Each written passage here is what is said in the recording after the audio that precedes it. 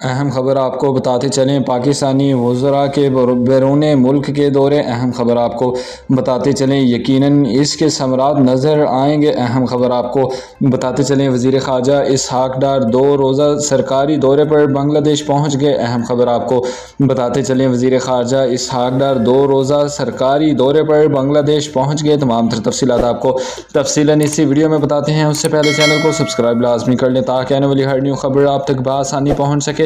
اہم خبر آپ کو بتاتے چلیں، نائب وزیر اعظم وزیر خارجہ اسحاق ڈار 2 روزہ سرکاری دورے پر بنگلہ دیش پہنچ گئے۔ ڈھاکہ کے حضرت شاہ جلال انٹرنیشنل ایئرپورٹ پر بنگلہ دیش کے سیکرٹری خارجہ اسد عالم سیام، پاکستانی ہائی کمشنر عمران حیدر، پاکستان میں بنگلہ دیش کے ہائی کمشنر محمد اقبال خان اور دیگر اعلیٰ حکام نے نائب وزیر اعظم اسحاق ڈار کا استقبال کیا۔ اسحاق ڈار کی جماعت اسلامی بنگلہ دیش کے وفد سے ملاقات ہوئی، جبکہ وفد کی قیادت جماعت اسلامی کے نائب امیر ڈاکٹر عبداللہ طاہر کر رہے تھے۔ اہم خبر آپ کو بتاتے چلیں، پاک بنگلہ دیش تعلقات مضبوط بنانے اور خطے کی حالیہ پیش رفت پر تبادلہ خیال کیا گیا۔